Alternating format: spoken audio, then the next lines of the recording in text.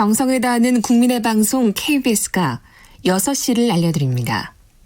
AM 711kHz, FM 97.3MHz, KBS 1라디오입니다. HLKA.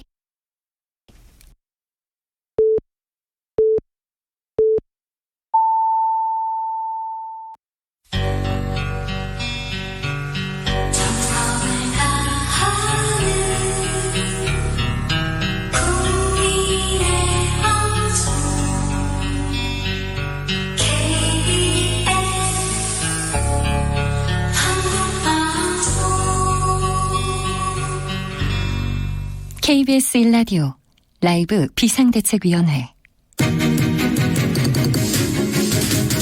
라이브 비상대책위원회 2부 시작합니다. 코로나19 상황실로 이어갑니다. 4월 1일 수요일 코로나19 국내 확진자는 어제보다 101명 늘었습니다.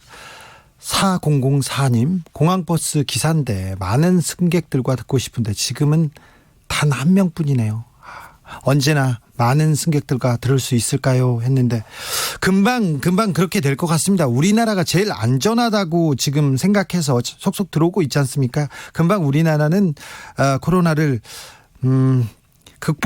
아무튼 이길 것 같습니다. 만약에 이긴다면 우리나라가 가장 맨 선두에 서지 않을까 그런 생각 해봅니다. 코로나19 세계 확진자 현황도 보겠습니다. 미국이 가장 많습니다. 확진자가 18만 명을 넘었습니다. 사망자는 3,800명이 넘습니다. 이탈리아는 확진자가 10만 5천 명에 육박하고요. 사망자는 12,000명.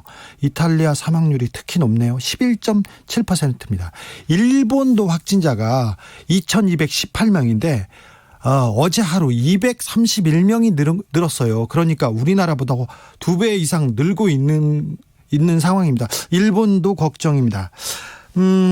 이런 가운데 오늘 오후 이탈리아 밀라노에서 교민 300여 명이 전세기를 타고 귀국했습니다. 국내에 들어오면 전원 2주일 동안 자가격리되는데요. 자세한 내용 짚어보겠습니다. 강영식 외교부 해외안전관리기획관 나와 계시죠?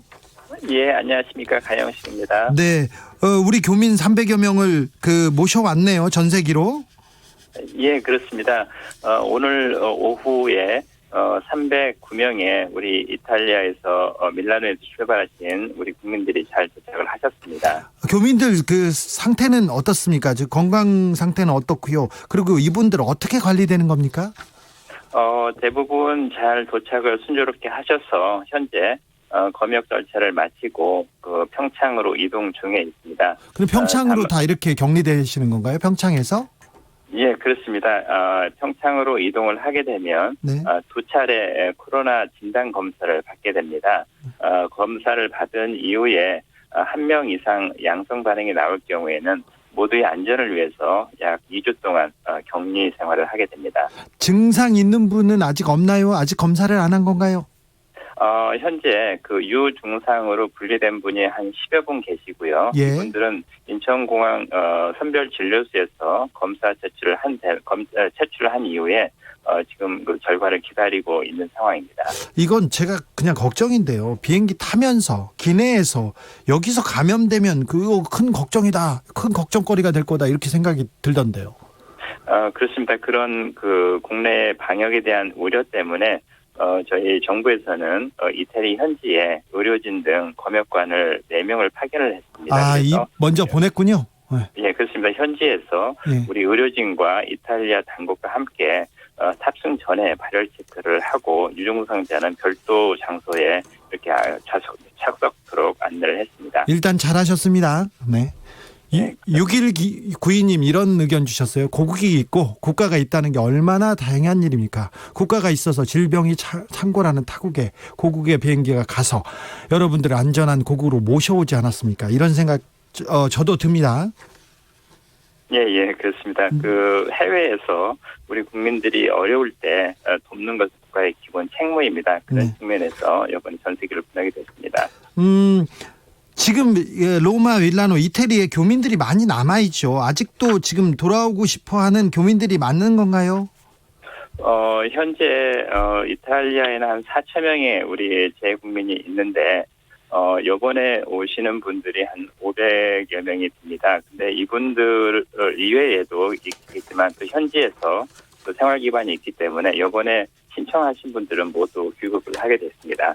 네. 박병주님 모두 음성 나오기를 기원합니다. 저도 기도하고 있겠습니다. 저는 이거 안 궁금한데요. 궁금해하시는 분들이 조금 있습니다. 많지는 않고요. 이 교민들 들어올 때 그 비행기 값은 누가 냅니까? 외교부의 그 전세기 운영 지침이 있습니다. 예. 이 원칙에 따라서 수입자 부담 원칙에 따라서 통상적인 운임은 개인이 부담하게 돼 있습니다. 아, 그럼 들어오시는 교민들이 그 비행기 값을 냈네요? 예, 그래서 이번에 들어오신 분들은 200만 원 정도 성인 기준으로 납부를 하게 돼 있습니다. 아, 예, 예.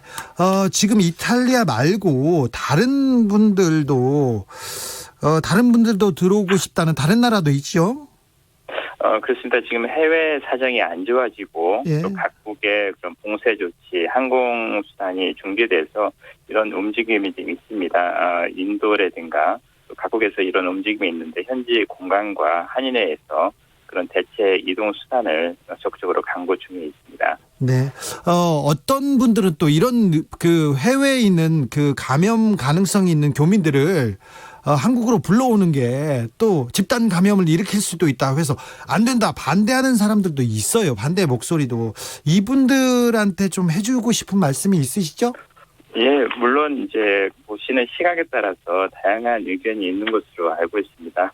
또 우리 국내 방역에 대한 우려도 있는 것으로 알고 있고요. 그래서 저희는 해외에 있는 우리 국민들을 안전을 이제 어려움에 처한 우리 국민들을 모셔오는 동시에 또 방역 대책도 동시에 갖추고 있습니다. 그래서 이번에 들어오시는 이탈리아에 오시는 분들도 2주 동안 전부 격리를 하면서 방역 대책을 세워나가고 있습니다. 네, 계획이 다 있으시군요. 네, 그렇습니다. 조혜숙님은 이런 의견 주셨어요. 입국한 교민분들 2주간의 자가격리 제발 잘 부탁드려요. 지쳐가는 우리 의료진, 방역 관계자분들 등등 모두 감사하고 또 감사합니다. 외교부 관계자들한테도 감사함을 대신 전하겠습니다. 해외 수송 교민들이 많이 올 경우, 늘어날 경우 수용 시설이나 자가격리 대책은 충분히 좀 마련되어 있는지 궁금합니다. 네, 그렇습니다. 이런 문제 때문에 저희 외교부가 행안부, 복지부 등 관계부처와 여러 차례 회의를 거쳐서 대책을 마련해 나가고 있습니다. 네. 그래서 그런 그 시설들은 충분히 준비를 해놓은 상황입니다. 네, 그렇습니까? 아프리카 마다가스카르에서도 현지 교민 26명을 모셔왔네요. 어떻게 모셔오셨어요? 예, 이거는 마다가스카르 우리 대사관이 적극적으로 현지의 항공사와 접촉을 해서 이 항공편을 마련한 상황입니다. 네. 마다가스카르에는 이 항공편에는 우리 한국인뿐만 아니라 미국, 현지의 여러 나라 국민들이 같이 타고 왔었고요. 예. 아디스아바바까지 와서 거기서 경유지를 통해서 다른 항공편으로 한국에 오게 됐습니다. 지금 그러면 마다가스카르, 이태리 말고 다른 어느 나라 교민들이나 거기에 있는 관광객들이 한국으로 돌아온 거죠? 이번에는 이제 마다가스카르에서 오신 분들이 있고요. 또 주위에 세네갈이라든가 카메라 이런 곳곳에 각자 방식에 따라서 주위에 있는 아디스아바바를 통해서 한국으로 귀국을 한 사례가 여러 차례 있습니다. 네. 페루에서도 이 국경 봉쇄로 갑자기 발이 묶였던 우리 국민들, 교민들 많이 들어오셨죠? 네, 그렇습니다. 지난 3월 28일 198명의 우리 국민들이 우리 정부가 마련한 전세기를 통해서 교육을 하게 됐습니다. 이분들은 어떻게 관리되고 있습니까? 집으로 가셨나요? 아니면? 그렇습니다. 이분들은 이제 위험도가 상대적으로 유럽발보다는 낮기 때문에 자가 귀가를 한 이후에 자가 진단 앱을 통해서 능동 감시 중에 있습니다. 지금도 그분들에 대한 관리 감시는 되고 있는 거죠? 그렇습니다. 자가 진단 앱을 통해서 문제가 있을 경우에는 관리자가 연락을 주동적으로 취해서 관리를 하고 있습니다. 옛날에 외국에 나가면 공관이나 영사관, 대사관에 이렇게 연락하면 우리 외교관들이 잘 안 도와줘가지고 화났던 적 많습니다. 저한테 이런 분들도 많아요. 근데 이번에는 되게 열심히 하시는 것 같아서 제가 감사함을 대신 전합니다. 감사합니다. 마지막으로 국내에 있는 청취자분들에게 조금 외교부 담당자로서 좀 전하고 싶은 말씀이 있다면 부탁드리겠습니다. 예, 최근에 전 세계적인 그런 코로나19 확산으로 인해서 각 나라에서 입국 금지나 봉쇄 조치, 항공 운항 중단 등 인해서 우리 국민들이 뜻하지 않은 불편을 많이 겪고 있습니다. 예. 이런 상황에서는 가급적 해외여행을 취소하거나 연기하는 것이 필요할 것으로 생각이 됩니다. 그래서 저희가 3월 23일 날 특정 여행주의보를 발령하였습니다. 예. 이럼에도 불구하고 혹시 꼭 해외 나가실 때는 우리 외교부 홈페이지를 참조하셔서 해외 각국에 취하고 있는 입국 제한 조치를 참조하시고 출국하시고 그리고 어려움이 있을 때는 영사 콜센터나 해당 제공관에 연락을 주시면 좋겠습니다. 네. 지금까지 강영식 외교부 해외안전관리기획관이었습니다. 감사합니다. 예, 감사합니다. 정민호님, 일제강점기 때 해외에서 독립운동을 한 국민들은 나라를 찾고도 고국으로 돌아오지 못했어요. 국민을 버리면 국가의 존재 이유는 없지요. 네, 그렇죠. 그리고 이렇게 어려운 시기에 외국에 있습니다. 그 사람은 우리 국민이잖아요. 우리 형제지 않습니까? 자매고. 그러니 이분들을 뭐 데려온다.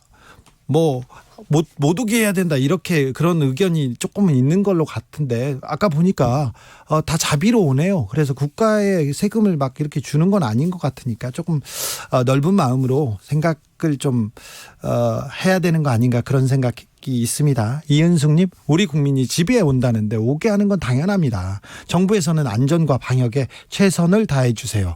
네, 옳은 말씀이십니다. 1416님, 국제 경기도 아닌데 다른 나라 국민들도 생각해서 너무 숫자로 우리나라가 안전하다고 할 때가 아닌 것 같아요. 조금 안타까운 마음으로 이들과 마음을 같이 해야죠. 우리가 최고 안전하다는 말은 네, 제가 최고 안전하다고는 안 한 것 같은데, 네, 우리가 잘 극복하고 있다, 노력하자 이런 얘기입니다. 아무튼 지적해 주시는 것은 따끔하게 제가 잘 알아듣고 깊이 새기겠습니다. 오늘도 자중자애, 겸손하고 진정성 있게 그러겠습니다. 우리가 열심히 노력하고 있고 빨리 극복하자 그런 생각에서 그런 얘기했습니다.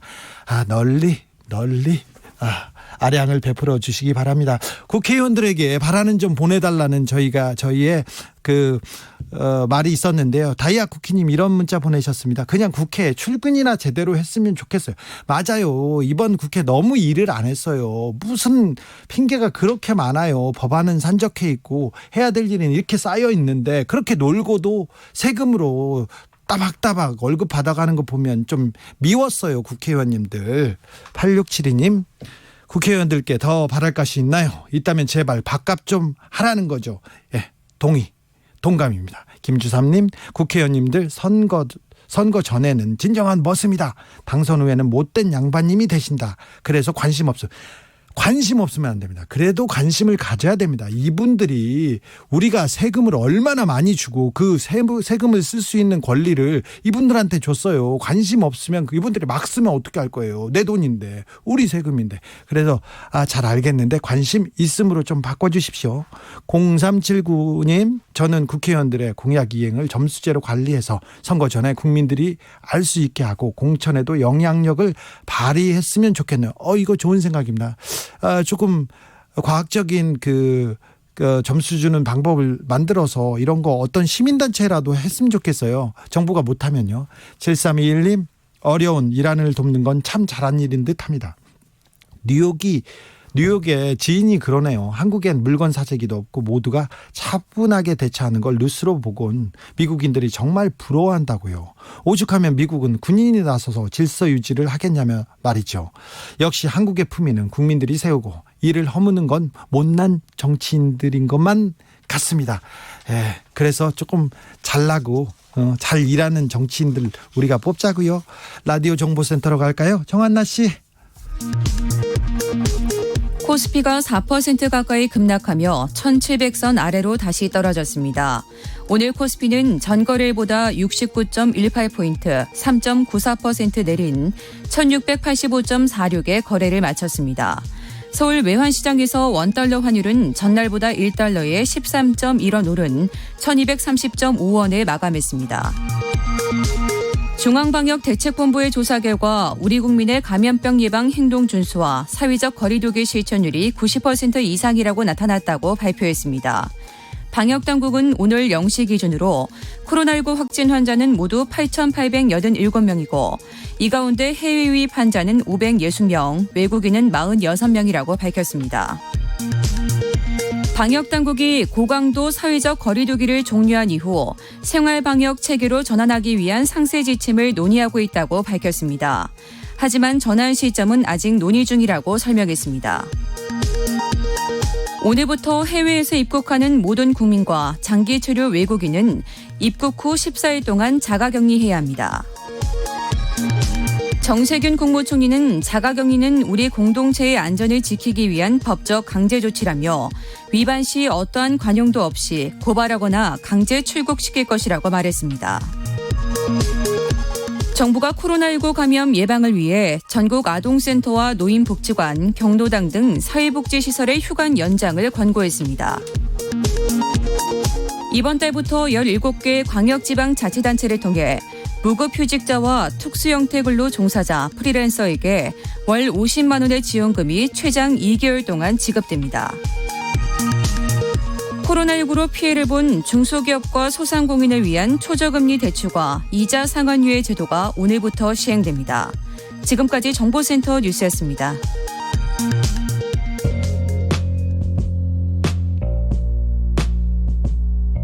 당신의 저녁은 예전 같진 않겠지만 계속 똑똑해진다.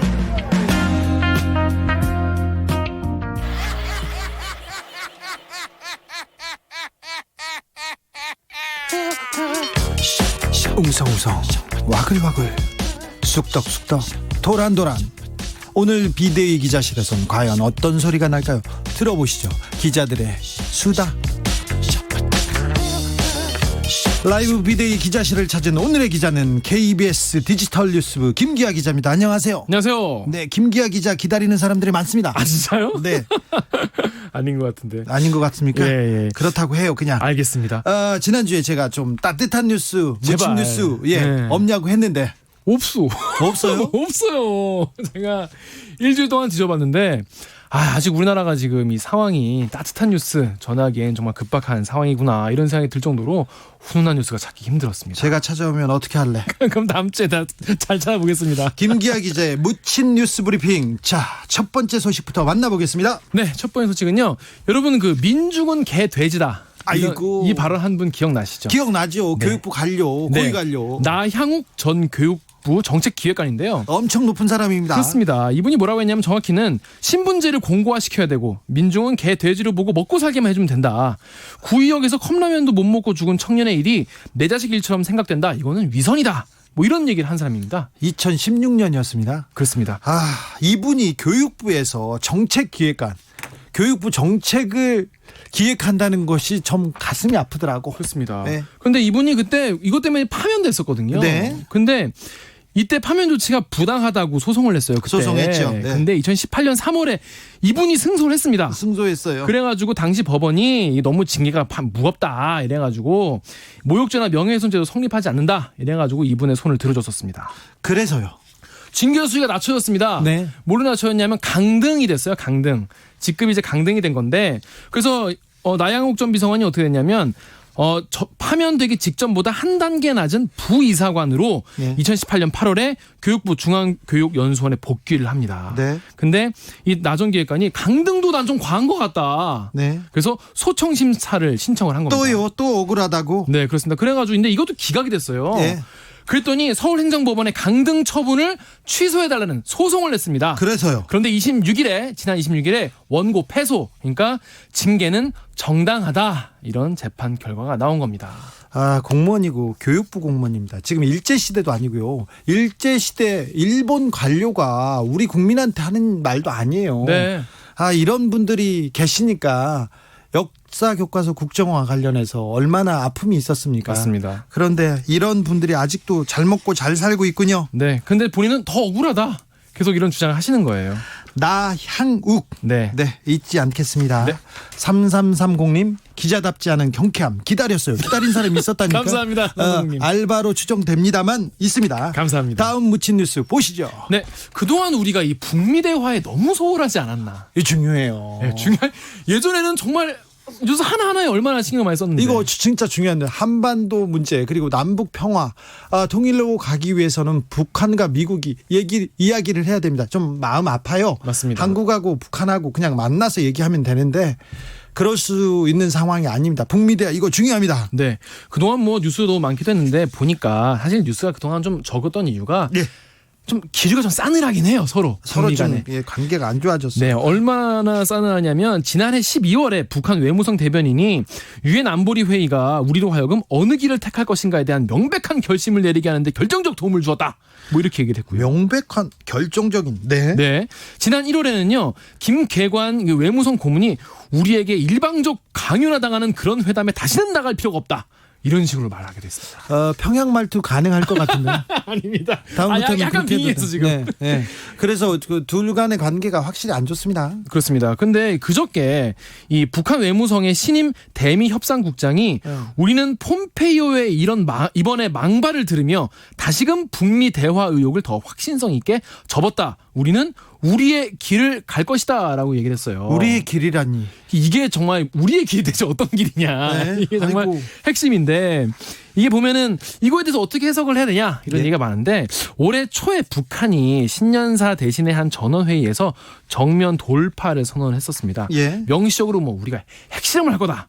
아니면 뭐 대륙간 탄도미사일 시험 발사할 거다. 뭐 이렇게 얘기한 건 아니에요. 네. 그런데 미국과의 대립과 이 제재가 좀 더 길어질 것을 이제 기정사실로 받아들이고 이 군사력, 경제력을 강화하는 것을 최우선 방침으로 정한 겁니다. 그래서 이 담화에서도 뭔가 군사력을 좀 강화하겠다 이런 기조가 좀 드러났다고 보이는 겁니다. 이 코로나 시대에도 북한에서는 계속 미사일을 쏘아대는 게 그렇습니다. 조금 좀 걱정이 되기도 합니다. 네. 그런데 트럼프 대통령은 선거, 대선이 있고요. 이 대선이 있는데 김정은 위원장과의 관계 개선 이게 신경 쓰지 않고 있습니까? 조금 더 나빠질 것 같습니까? 이게 더 나빠지는 것이 사실 트럼프 대통령의 재선에 도움이 되지는 않겠죠, 당연히. 아무리 네. 지금 코로나가 핵심 의제라고 하지만은 지금 뭐 북미 관계에 대해서 트럼프 이 대통령이 굉장히 그쪽에 자기가 많이 했다고 지금 성과를 과장하고 있는데 그래서 지금 북한도 이런 입장에 약간 좀 문을 약간 열어둔 모양이에요. 네. 뭐라고 하냐면 트럼프 대통령과의 참모들, 그러니까 핵심 참모랑 트럼프 대통령은 약간 분리해서 접근하는 전술을 계속 유지를 하고 있습니다. 계속 하고 있었죠. 네, 그래서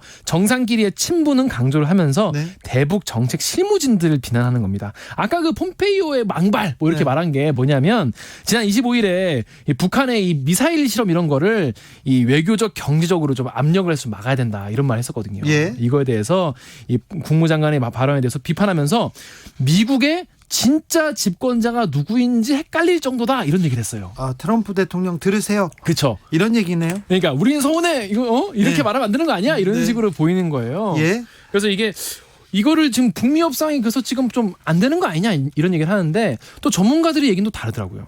전문가들은 뭐라고 합니까? 전문가들은 이게 북한의 말은 말만 봐서는 되는 게 아니라 아까 말씀드린 그 멘트를 한 담화를 한 사람이 대미 협상국장이라는 거예요. 네. 근데 대미 협상국장이라는 자리는 원래 없었거든요. 네. 근데 새로 대미 협상국장을 만든 거예요. 네. 그러니까 대미 협상을 앞으로 어떻게 해보겠다. 좀 하겠다. 네. 그래도 봄바람 부니까 얘기는 하겠다는 그런 앞에서는 그 말을 세게 하면서 뒤에서는 좀 얘기를 하고 싶다 이런 강력한 의지 아닌가요? 그러니까 인사를 이렇게 낸 겁니다. 네. 인사를 이렇게 낸 걸로 봐서 앞으로 뭔가 대미 협상을 좀 더 제대로 하겠다는 의지가 아니냐 이런 네. 얘기를 하더라고요. 그래가지고 통일부 고위 당국자는 이번 담화의 의도가 무엇인지를 좀 시간을 좀 들여서 분석을 해봐야 된다 이런 얘기를 했어요. 네. 그러니까 이제 이게 기자들이 이 대체 무슨 말이냐라고 하니까 이 새로운 길이라는 게 단어만 가지고는 즉답하기는 어렵고 네. 앞으로 행동을 좀 더 지켜봐야 될 것 같다라고 말했습니다. 아무튼 트럼프 대통령도 그리고 김정은 위원장도 그 대화의 장에 한 걸음씩 조금 다가섰으면 합니다. 남북의 평화를 위해서. 그렇습니다. 이 땅의 통일을 위해서 네. 좀 그러기를 간절히 기대해 봅니다. 4747님 좋은 정보 주시는 지금 기자님 김기아 기자입니다. 저 정도 텐션이면 성대모사도 가능하실 것 같은데 가능할 것 같습니다. 좋은 생각입니다. 김정은 성대모사, 트럼프 성대모사 해주세요. 그런데 트럼프 영어로 해야 되는 거예요. 큰일 그러니까 났네. 영어인데요. 근데 You are fired 이런 걸 할 수 있습니다. 그런 거 좋네요. 노력하세요. 알겠습니다. 감사합니다. 전숙희님 그나저나 북한 코로나 큰 문제 없이 지나가야 할 텐데 잘 지나가겠죠? 이렇게 물어봤는데 네 저희도 숙희님하고 같은 생각입니다. 블랙님 북한도 방역 지원해주고 봄바람 좀 맞아보자. 그래요. 이럴 때 서로 돕고 봄바람 좀 같이 일으켜봤으면 좋겠습니다. 7300님 국회의원님들은 놀부 흥부 같아요. 선거 전에는 표를 구걸하는 세상 착한 흥부. 당선되고 나면 놀부 더 이상 얘기도 안 해요. 다 아시죠? 이 현실이 너무 슬퍼요. 그래서 투표를 잘해야 됩니다. 그래서 겉과 속이 다르지 않은, 당선 전과 후가 다르지 않은 그런 사람을 뽑아야죠. 0318님, 기운 남아 돌아 밤마다 뛰어다니는 25개월 아이 데리고 동네 산책하다가 벚꽃이 예쁘게 피었길래 잠시 벤치에 앉았다 왔어요.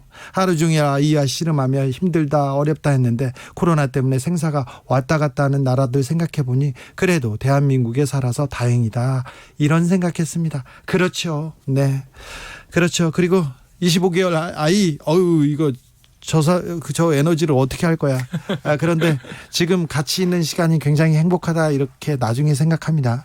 한명식님, 좋습니다. 김미아 기자 화이팅 했습니다. 김미아 기자 열심히 하세요. 감사합니다. 김기아였습니다. 지금까지 기자들의 수다 김기아 기자 함께했습니다. 감사합니다. 고맙습니다. 교통정보센터로 가겠습니다. 오수미 씨. 네, 이 시각 교통정보입니다. 퇴근길 사고 발생 지점을 중심으로 더 어려운 상황입니다. 먼저 서울 시내 내부순환로 성산백면으로 기름램프 부근 2차로에 추돌 사고가 발생했는데요. 여파와 함께 교통량이 많아 마장램프부터 사고 지점 지날 때까지 속도가 안 나고 있습니다. 분당 수서로 분당 쪽으로도 탄천 1교를 조금 지난 1차로에 고장난 차가 서 있습니다. 지장을 받아 청담대교 북단부터 밀리고 있고요. 반대 서울 방면은 복장부터 탄천 1교까지 교통량이 많아 막힙니다. 고속도로에서도 남북권인 부산 외곽고속도로 창원 쪽인데요. 철마 4터널 1차로에서 승용차 관련한 사고가 있었습니다. 처리는 마무리가 됐지만 여파가 남아 정체고요. 남해고속도로 부산 가는 길로는 대저 분기점을 지나 덕천까지만 밀려 지나가고 있습니다. 지금까지 KBS 교통정보센터였습니다.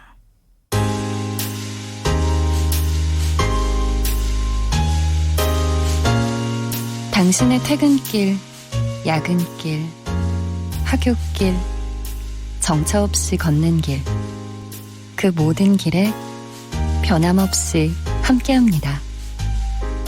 KBS 1라디오 라이브 비상대책위원회.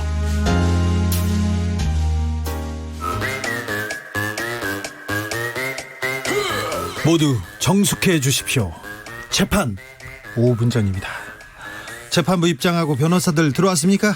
사건 번호 0401. 그럼 오늘 재판 시작합니다.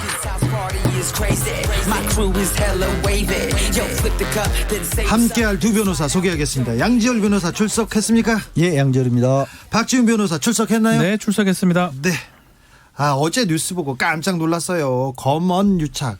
검찰과 언론의 그 검은 유착에 대해서 이렇게 걱정은 하고 우려는 했는데 이 정도일 줄이야, 그렇게 생각하는 분들 많았을 거예요. 그렇죠. 네. 검언이죠. 검은이 아니고. 근데 검언. 죄송합니다. 예. 검언은 당신이 발음을 잘 하셔야 돼요. 맞습니다. 검찰 언론의 유착. 네. 네. 채널 A의 법조팀 이모 기자가 네. 가족 지키려면 유시민 비 내놔라, 이렇게 신라젠 전 대주주를 감옥에 있어요. 그 감옥에 있는 사람을 이렇게 협박합니다. 협박이라고 봐야 되겠죠. 그렇죠. 그런데 이 내용 어떻게 보셨어요? 저는 좀 소름 끼쳤어요. 사실 예전에 이제 뭐 기자들끼리 그런 얘기 하잖아요. 네. 뭐 검찰하고 사실 어느 검사하고 굉장히 가까워서 그 검사 수사하고 있는 내용 자기가 단독 보도를 하고 또 그걸 기반으로 해서 검사도 수사를 또 확대했다, 이런 걸 좀 자랑스러워하는 얘기들도 있는데, 그런 사례는 좀 있어요. 사실. 있는데 이거는 이게 사실이라면 네. 이거는 그 도를, 그 수준을 넘어가죠. 훨씬 넘어가죠. 내용을 보면 편지가 오늘 이제 황희석 전 검찰국장에 의해서 공개가 됐는데 네. 그 기자가 보낸 편지 내용을 보면 이런 겁니다. 말씀하신 것처럼 감옥에 갇혀 있는 사람한테 당신 그대로 있으면 70살이 될지 80살이 될지 알 수 없다. 그 갇혀 있는 사람한테 그러면서 수사에 제대로 협조를 해라. 네. 직접적으로 알고 싶다, 이런 얘기를 하고, 그다음에 지인을 통해서 한 내용을 보면 얘기하신 것처럼 가족을 뭐 이렇게 좀 선처를 베풀지 않으면 가족도 다 구속될 것이다, 이런 식의 얘기를 하거든요. 깡패예요? 이건 소름 끼치잖아요. 언론이 뭐 하라 있는 거예요? 언론이 그냥 누구 잡아넣고 싶으면 가가지고 협박해가지고 하나 불어라, 잡아넣게. 왜 근데 저를 보고 눈을 부릅뜨고 그러세요? 기자잖아요. 네. 전직 기자잖아요. 언론. 현직 기자예요. 죄송합니다. 현직 기자잖아요. 네. 언론이 왜 있습니까? 언론 이럴 것 같으면 언론이 있으면 안 돼요. 네. 더더군다나 뭐 검찰하고 검사장하고 연결이 되는지 모르겠습니다. 본인이 부인을 하고 있기 때문에 조사해보면 나오겠죠. 네. 검사장하고 혹시라도 연결돼서 그걸 했다 그러면 검찰이고 언론이고 그거 왜 있습니까? 사람 잡아 넣으려고 사람 한 명 잡아 넣으려고 지금 이러는 거잖아요. 네. 아니, 말이 됩니까 이게? 내용 자체도 그래요. 뭔가 비위가 있고 무혹이 있고 문제가 있으면 해당 사건을 이미 수사하고 있었던 도중이니까 이게 금융비리와 관련된 부분은 뭐 계좌나 이런 돈의 흐름은 명확하게 나오잖아요. 네. 그게 아니라 사람의 입을 통해서 뭔가 문제를 끌어내려고 했다는 뭘 건 만들려고 했다. 만들려고 그렇죠. 했다는 거잖아요. 네. 그게 더 어떻게 보면 좀 화가 나기도 하고 그리고 그 내용이 이제 물론 앞으로 이제 감찰이나 여러 가지를 밝혀야겠지만 이런 내용들이 있어요. 그 지인을 통해서 한 얘기에는 언제쯤 재소환돼서 수사를 받을 것이다라고 얘기를 했는데 실제로 그게 이루어지는 거예요. 그러니까요. 그렇죠. 그러니까 이게 갇혀 있는 사람 입장에서는 우리가 흔히 말로 죄수의 딜레마라는 표현 쓰잖아요. 네. 밖에 있는 사람도 있고 아니면 둘 다 갇혀 있었을 때 내가 털어놓지 않으면 내가 혼자 다 뒤집어 쓰겠구나. 이런 위협적인 상태를 계속 강조를 하면서 또 풀어주면 잘 털어놓으면 선처를 해주겠다. 그리고 이것도 사실인지 아닌지 모르겠지만 그 검사장이라는 인물하고 했다는 녹취록의 내용을 보면 얘기 잘하면 내가 가족은 봐줄 수 있다. 뭐 이런 식으로 얘기를 하면 이게 뭐지 싶은 거예요, 진짜. 기자하고 검사장하고 녹취한 내용을 들려주고 그리고 녹취록도 보여줬다면서요. 보여주고. 그 내용은 뭡니까? 그게 지금 그런 내용이에요. 뭐 봐주겠다, 어떻게 하겠다 그런 내용을 보여줬는데 일단은 그 과정에서 그 누구냐고 물으니까 아주 최측근이다 검찰총장에 그러면서 검색도 해봤다는 거거든요. 네. 인터넷으로 그 누군지 나와 있어요. H입니다. H 검사장 네. 최측근 네. 오른팔 그 사람인데 그 사람을 보여주면서 믿어도 된다. 당신만 얘기만 해준다면 자기가. 해주겠다라면서 검사장의 녹취록. 근데 그거는 목소리를 들려준지는 모르겠지만 일단 녹취록은 보여준 것 같아요. 확실히. 아니 근데 기자가 지금 무슨 그 앞에 뭐 변호사 사무장도 아니고 그렇죠. 검사 꼬붕도 아니고 죄송합니다. 검사 꼬붕이죠. 아니 네. 진짜 그래, 이게 그거라면. 왜 아까 처음에 얘기했던 그것도 좋지 않은 유착이라고 부를 수 있는 사례도 많지만 네. 단순하게 친밀한 걸 넘어서서 일종의 앞잡이처럼 나서서 네. 협박을 한 거 아니에요? 앞잡이 좋습니다. 하수인이나 앞잡이로 하겠습니다. 그런 네. 형태가 이루어졌고 네. 해명도 나왔던 부분이 석연치가 않았던 거. 바로 뒤집힐 해명이 나왔어요. 그쪽에서 그러니까 저기 신라진 쪽의 대표 대주주 쪽에서 먼저 접촉을 해왔다고 했는데 편지 공개된 편지를 거거든요. 썼잖아요. 거짓말이에요. 그 편지에 처음으로 인사드려서 뭐 낯선 사람으로 또 편지 받으니까 당황하겠지만 나 이런 사람이다 이렇게 밝히고 있거든요. 이거는 정말 해명조차도 사실 석연치가 않은 상황이에요. 어쨌든 간에 수사는요. 드러났을 때 하는 거예요. 수사는요. 이거 수사할 내용 맞습니다. 아니요. 수사를 하기 위해서 하는 게 아니고요. 누구를 잡기 위해서 수사를 하는 거예요. 예. 그거를 이용하는 게 언론을 이용하는 거. 별의별 방법을 다 이용해 보려고 그 과정이 지금 드러난 거잖아요. 아니 근데 검사가 아무리 누구를 이용한다고 해도 기자가 이렇게 하수인처럼 이건 조금 이해가 안 됩니다. 좀 자존심 있지. 그런데 채널리 기자가 내가 기사 하나 쓰고 싶어. 자기가 그랬잖아요. 자기가 유시민 잡고 싶다고. 네. 그래서 검찰이랑 가깝다고 허풍을 떨면서 이렇게 취재한 건 아닐까요? 그런 생각. 아니 그럴 가능성도 있을 있죠. 수 있어요. 네, 가능성은 있죠. 그렇다면 어쨌든 취재 윤리의 문제인 것인데 네. 다만 여기 나오는 얘기들 있죠. 올해 2월에 이 편지가 갑니다. 네. 근데 지난해 그러니까 조국 전 장관 상황을 돌이켜 보세요. 조 전 장관 하나를 수사를 하기 위해서 가족이 얼마나 큰 고초를 지금도 겪고 있잖아요. 네. 그러니까 그런 걸 아는 상황에서 구치소에 갇혀 있는 사람 입장에서는 이게 사실인지 아닌지 모르지만 기자 그 말을 믿을 수밖에 없잖아요. 네. 정말 그게 사실이라면 더 나쁜 행동이죠. 그리고 수사가 그리고 그 비슷하게 기자 말대로 비슷하게 진행됐지 않습니까? 네. 뭐 사실은 취재 윤리 얘기를 했지만 어쨌든 간에 그래서 해서는 안 되고요. 네, 그런 그렇죠. 언론이라면 없어져야 돼요. 민주원님 기소 네. 수사권이 엄청난 권력임을 알게 되었네요. 그렇습니다. 이정님 젊은 기자가 저런 걸 어디서 배웠을까요? 이런 얘기하는데 근데 놀랍게도 그 채널 A잖아요. 지금 네. 보도됐기 때문에 채널 A는 조국 수사 관련해서 엄청난 단독들을 뽑아냈었습니다.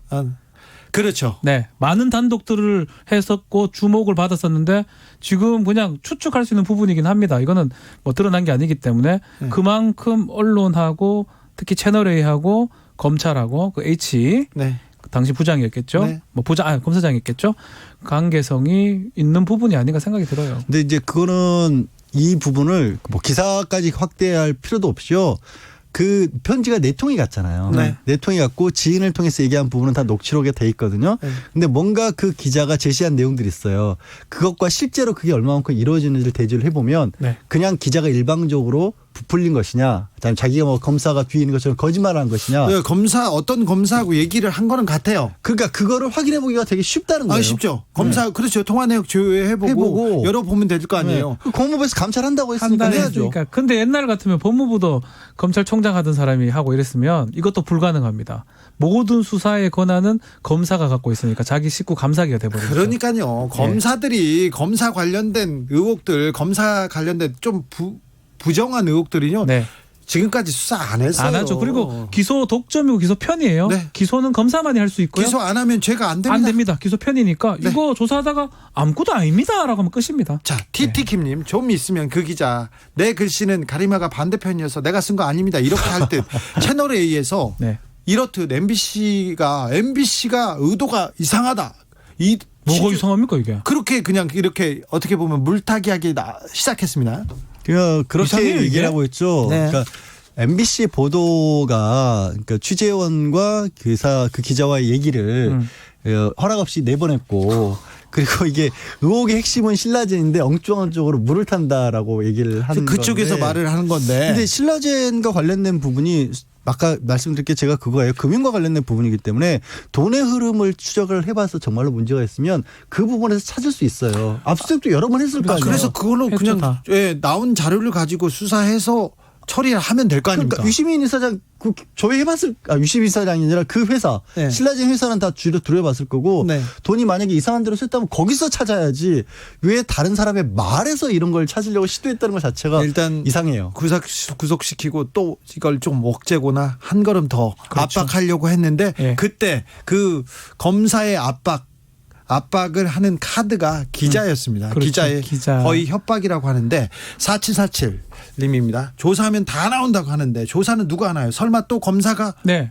검사가 해요. 네, 조사해도 안 나와요. 네. 우리끼리는 안 나옵니다. 아. 남이 했을 때 나올 수가 있죠. 그렇죠. 지금까지 검사들이 검사의 비리에 대해서 뭐 잘 수사하지 않았어요. 그래서 그나마 이제 추미애 법무부 장관이 이제 대검에서 감찰을 했었는데 그 동안에는 법무부 직접 감찰을 좀 활성화를 시키겠다고 했거든요. 그래서 그 감찰 그 팀장도 새로 뽑고 네. 이렇게 정비를 했죠. 한번 이번에는 이건 해봐야죠. 사실이 아니라면 아니, 해야죠. 검찰로서는 치명적인 명예훼손이에요. 만약에 거짓말이라면 그걸 밝히기 위해서라도 그러니까 해야 돼요. 본인들이 명예를 회복하기 위해서라도 제대로 수사나 감찰에 협조를 해줘야 돼요. 그렇죠. 예, 그 H 네. 멀리 있는데 지금 네. 바닷가에 있는데 네. 올라와서 수사 협조를 하셔야 돼요. HC는 자기하고 관련이 없다. 그리고 채널 A도 그렇게 발표했어요. 네. 지금 그 이름이 나오는 HC는 그 관계가 없다 이렇게 입장을 내긴 했습니다. 그렇죠. 아닐 수도 있고 또 남부지검에서 조사를 하고 있어요. 네. 그럼 남부지검에 관련 검사가 있을 겁니다. 예. 아니면 이모 그 기자가 자기 혼자 지어낸 걸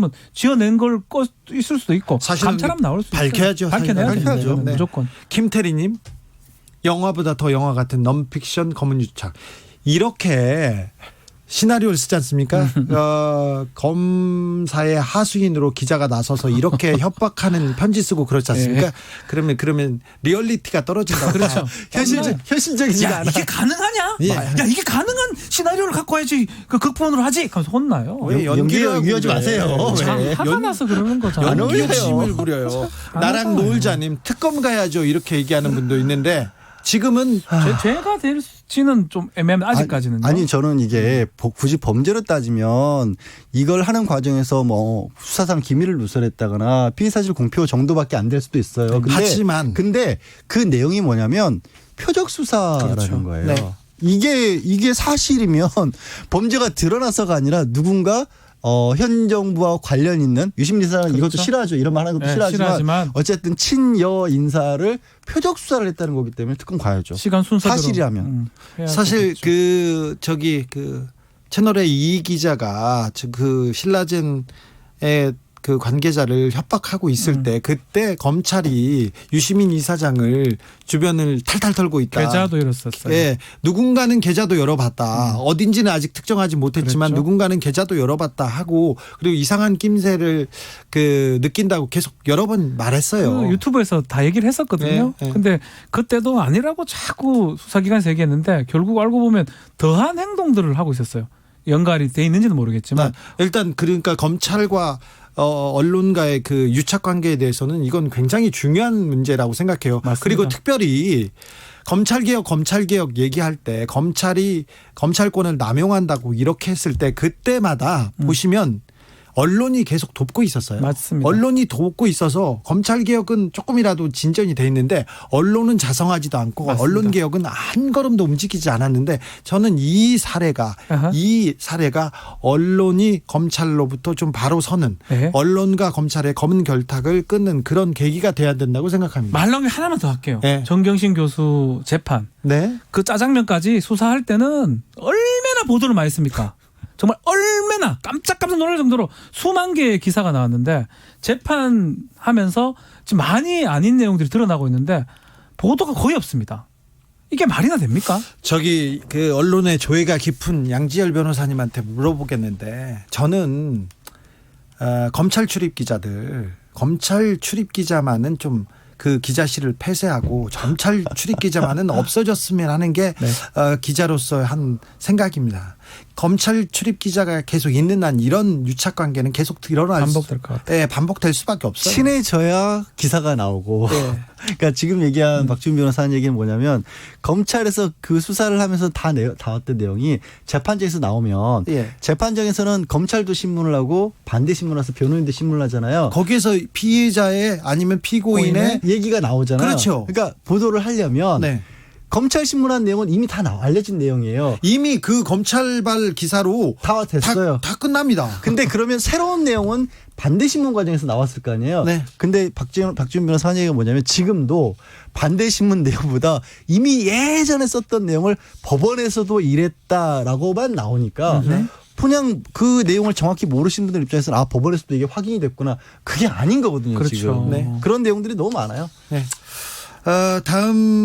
다음 문제로 다음 넘어가야 됩니까 이거? 너무 딴 게 이거보다 더한 게 어디 있습니까 세상에? 재판이 밀려 있어서 가시죠. 이번 재판도 처리해야 될 거 아닙니까? 네, 가야 됩니다. 공판 진행하겠습니다. 네. 코로나19 문제로 시끄러운데 왜 시끄러운데 사랑제일교 때문에 아직도 시끄러워요. 예배 방해죄로 맞서고 있어요. 이 목사님들이 예배 방해죄 이게 성립이 됩니까? 있어요 예배 방해죄라는 게. 그리고 법 조항은 있죠. 형법에 158조에 이런 조항이 있어요. 네. 예배 또는 설교를 방해하면 3년의 징역 또는 500만 원의 벌금에 처한다. 종교 탄압이라고 계속 하고 있습니다. 이 조항을 근거로 지금 서울시 공무원들한테 고소 고발을 하겠다라고 지금 협박하고 얘기를 하고 있습니다. 네, 주장하고 있습니다. 협박이 아니라. 근데 종교 탄압이 될 수가 없는 게요. 그러니까 서울시에서 단 한 번도 예배 자체를 하지 말라고 한 적이 없어요. 예배를 하시고 싶으시면 지금 코로나19 비상 상황에서 최소한 7가지 준칙을 우리가 정했으니까 그 준칙에 맞게끔 행동을 해 주십사라고 했는데 그걸 안 지키니까 바닥다 붙어서 예배 보시고 큰 소리로 얘기하시고 마스크도 안 쓰시고 이러니까 이러면 여기서 모이지 마십시오라고 했는데 그게 예배 방해라고 한다면 그러면 저거네요. 지금 도로에 교통경찰분 서 계시면서 차량 통제하는 거 교통방해네. 교통방해네 그분들이. 그런 얘기를 한 거예요. 이분들이. 이게 명쾌하네요. 그렇게 들으니까. 네, 교통방해 하시는 거예요. 네. 왜 내가 가고 싶은 대로 못 가게 막어. 신호등도 다 막아야지. 없애야지. 여러 가지 얘기를 할 수 있지만 뭐 일반법하고 특별법 관계일 수 있어요. 형법하고 감염병 예방법 같은 경우는 또 그렇게 볼 수도 있고 특별법 우선하는 거예요. 그거는 없을 때 일반 형법으로 돌아가는 거고 네. 또 두 번째로는 적법하게 요청하는 거기 때문에 그게 범죄가 성립할 수가 없고요. 이거를 논의한다는 자체가 사실은 넌센스입니다. 박지훈 이걸 누가 변호사 얘기를 오늘 얘기를 들으니까 변호사 같습니다. 이거를 누가 변호사가 법조인이라도 암만 법 공부를 많이 해도 이런 얘기는 하면 안 돼요. 지금 시국이 어떤 시국인데 예배 방해죄를 얘기를 합니까? 네, 그렇게요. 지금은 코로나19 시대고 지금 굉장히 비상한 시기가 상당히 아닐까. 비상한 시기. 이래가 또 감염이 돼가 그러니까 퍼지면 어떡하려고 합니까? 대한민국의 그 많은 교회들이 다 지금 굉장히 많이 협조를 그렇죠. 하고 잘하고 계신데 네. 이거 한 군데 때문에 왜 개신교가 이렇게 됩니까? 네. 모르는 분들의 비난을 받는 걸 보면 저는 교회 다니는 입장에서 정말 가슴이 저도요. 아파요. 마찬가지 교회 저도 다니거든요. 네. 아무튼 예. 네. 대부분 안 그렇습니다. 예수 믿고 기도하시길 바랍니다. 임종호님 목사고 나발이고 나발은 아니고요. 제가 그랬겠네. 국민은 예, 똑같이 법이 적용해야 합니다. 목사가 치해복권도 아니고 뭐 치해복권이 적용되는 외교관입니까? 이런 안타까움 전하셨습니다. 1719님 종교 탄압이란 일제시대 기독교를 말살하려고 했던 그런 것들이 종교 탄압이죠. 그렇죠. 지금 집회를 자제하라는 게 무슨 종교 탄압인가요? 맞습니다. 옳고요. 이런 얘기합니다. 맞아요. 법이 판결이 시민의 상식이어야 돼요. 맞습니다. 그런데 시민의 상식과 동떨어진 그 법 얘기들이 판결이 계속돼서 국민들이 조금 더 분노하고 있는 것 같습니다. 요것도 하나 더 물어보겠습니다. 다음 재판은요. 제주도에 간 두 모녀 사건입니다. 네, 자가격리 권고 대상이에요. 그런데 이거를 어기고 제주도에 갔어. 그랬더니 제주도에서 1억 3천만 원의 손해배상 청구를 했어. 이 재판은 어떻게 될까요?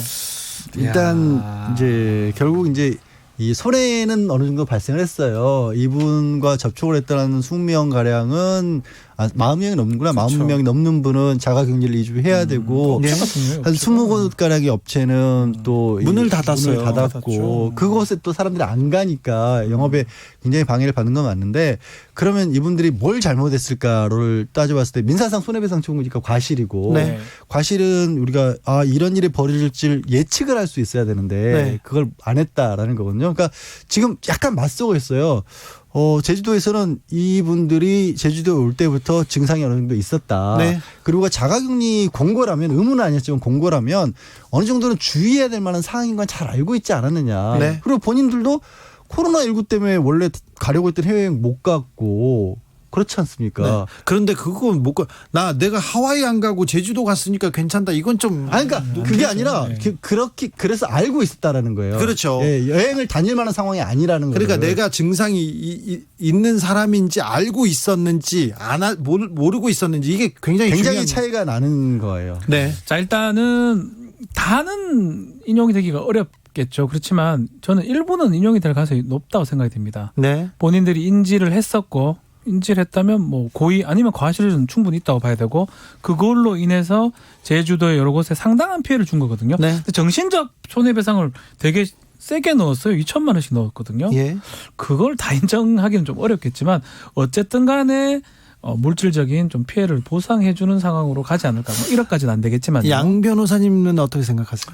저는 상징적인 액수가 나오지 않을까. 굉장히 낮게.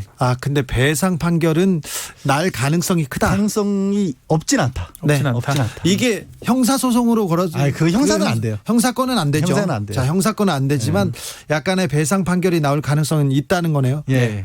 그러면 이거는 국민들한테 던지는 그 메시지가 메시지가 크죠. 그래서 그렇죠. 원희룡 지사가 얘기했던 게 그 효과가 있는 거예요. 제주도는 관광도시고 그런 식으로 하와이 못 가는 제주도 오는 사람 계속 생기면 안 되는 거거든요. 네. 그래서 좀 엄포성으로 또 강하게 얘기를 하고 또 소송까지 연결했던 거는 저는 좀 잘한 조치가 아닌가라고 생각합니다. 강남구청장은 이 사안에서 왜 그렇게 비난을 받는 거죠?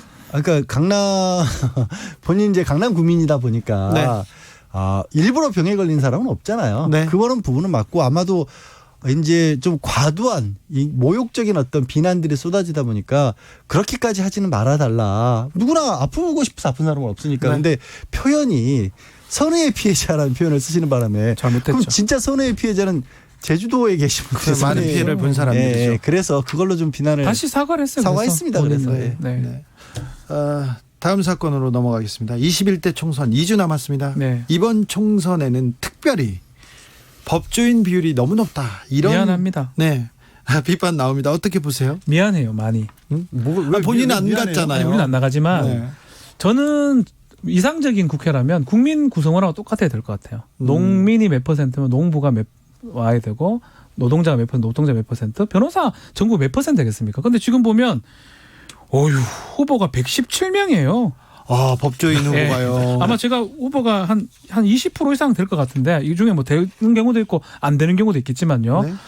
근데 입법 기관이기 때문에 변호사가 조금 더 많을 수는 있어요. 그럴 수 근데 있죠. 너무 특별히 많은 거는 저는 좀 바람직하지 않다라는 생각이 듭니다. 양 변호사님 어떻습니까? 우리 여러 가지 이유를 찾을 수가 있을 거예요. 뭐 멀게는 군사정권 시절에 이제 법조인들을 통치를 위해서 중용했던 네. 그런 관행이 영향을 끼친 것도 있고, 그보다 저는 더 찾고 싶은 부분이 이 사법부가 독립돼 있지 않다. 그러니까 검찰이건 법원이건 그쪽에서 어떻게 보면은 그 역할로서의 평생을 보내야 되는데 자꾸 딴 데로 찔끔찔끔 나가게끔 돼 있는 구조가 이렇게 국회로도 많이 가도록 만드는 게 아닌가. 특히 변호사들도 마찬가지고. 그러니까 법원이면 이 뭐 정관 예우니 이런 정관 비리 이런 것들이 자꾸 일어나는 경우가 검찰에서건 법원에서건 거기서 그 자리에서 직을 다하는 게 아니라 나와서 뭐 자꾸 딴짓을 하잖아요. 돈을 많이 벌거나 명예나 권력을 탐하거나 그런 구조로 돼 있는 게 기본적으로 상권 분립이란 거 맞지 않게 돼 있다. 이런 말씀 좀 드리고 싶어요. 그 부분 안타까워요. 네. 저는 뭐 진짜 국민 구성 비율하고 똑같았으면 좋겠어요, 솔직히. 그리고 국회가 자꾸 싸우니까 싸움꾼들, 법조인들 싸움꾼들이잖아요, 사실은. 싸움꾼들이 대신 많이 싸움하는 드러나는 사람들이잖아요. 네. 좀 싸움꾼들 없었으면 좋겠어요. 제 생각이에요. 네. 민주당은 제야 변호사 출신이 많고 통합당은 검사 출신이 많네요. 출신이 많고요. 네. 네. 검사 출신 후보자들 누구 보이시죠? 참, 뭐, 지금 너무 많이 보여가지고. 뭐, 제일 유명한 분들, 이번에 좀 눈에 띄는 분들은. 황교안 대표부터 이제 검사잖아요. 네, 그렇네. 당 대표부터 검사이기 때문에 네. 너무 많아요. 근데 약간 성격이 좀 다르죠. 그러니까 이것도 아까 제가 말씀드린 어떤 과거의 관행을 좀 들먹였는데, 검찰이 중용됐던 것은 박정희 정권 때부터 검찰이 청와대로 많이 중용이 됐죠. 예. 검사들이 뭐 통치 구조, 법무부를 통해서 장악을 하려고 했었기 때문에, 그리고 제야의 또 변호사들이 많았던 건 그때는 이제 인권 운동을 하는데 그렇죠. 변호사들이 있었기 때문에 법조인들이 많지만 어찌 보면 상징적으로 좀 전혀 다른 성격으로 법조인이라는 이름으로 묶여 있긴 합니다. 네. 정민호님, 노동자가 제일 많은데, 노동자 대표는 몇 명일까요? 이렇게 했는데. 저는 제가 알기로는 2명인가 그래요. 20대 국회. 거의 그래요? 없습니다. 윤소아 의원? 그 정도? 제가 기억이 잘 안 나거든요. 좀 많았으면 좋겠어요. 대변하는 분들은 네. 있지만 좀 노동자 대표가 정말 그냥 노동자면 좋겠어요. 그러니까 예. 선뜻 이렇게 머리에 기억이 안 떠올리지 나요. 않는 예. 거 보면 잘못된 노동자의 권리를 대변하는 그 의원이 좀 적다는 생각 분명히 어부도 좀 있으면 좋겠고요. 노조위원장 출신은 꽤 있죠. 근데 그 위원장이지 노동자를 하던 분은 제가 기억이 잘 안 나거든요. 제가. 그죠? 예. 어부 출신 없죠? 어부 광부 있습니까? 없잖아요. 농민 출신은요? 없죠. 네. 그러게요. 저도 농민의 아들인데 저도 좀 그런 농민의 부분은 아들인데 안타까웠어요. 없어요. 네. 또 특별한 직업군 없네요. 없다니까요. 이번에 그래서 좀 연동형 비례 네. 각 직군에서 한 명씩 내보내자고 이렇게 했었는데 이번 국회에도 안 보이네요. 국가 배당 혁명 배당 금당에는 되게 많던데 당선 가능성을 모르겠습니다. 네. 되게 다양한 직군들이 돌긴 돌았어요. 거기는. 놀이터 통신님 이런 문자 보냈습니다. 노동자 대표 김성태 의원. 나도 그 생각했었는데. 아니에요. 노조위원장 출신. 노조위원장 출신이지만 그런 의미가 아니고. 예. 그런 의미가 아니래요. 예. 오늘 재판 여기까지 할까요? 재판 5분 전 양지열 변호사, 박지훈 변호사 함께했습니다. 감사합니다. 네, 고맙습니다. 감사합니다. 민경애님, 길거리에서 각자 마스크 쓰고 손만 잡고 걸어가는 젊은 연인들 보면 마음이 짠하네요. 옛날엔 잡았던 손 씻기도 아까웠는데, 네. 그 마스크 끼고도 할 거 다 하더라고요. 왜 또, 그렇죠. 부러워서 그렇죠. 네. 손은 잘 씻어야 됩니다. 아무리 사랑하는 사람 손이더라도 손은 잘 씻어야 됩니다. IOI의 벚꽃이 지면 들으면서 오늘 라이브 비데이 여기서 인사드리겠습니다. 퀴즈 정답은 1번 종편이었습니다. 송편 그런 거 아닙니다. 모바일 커피 쿠폰 받으실 분은 라이브 비데이 홈페이지에서 확인하시고요. 저는 내일 오후 5시 5분에 돌아오겠습니다. 지금까지 주진우였습니다. 벚꽃이 지면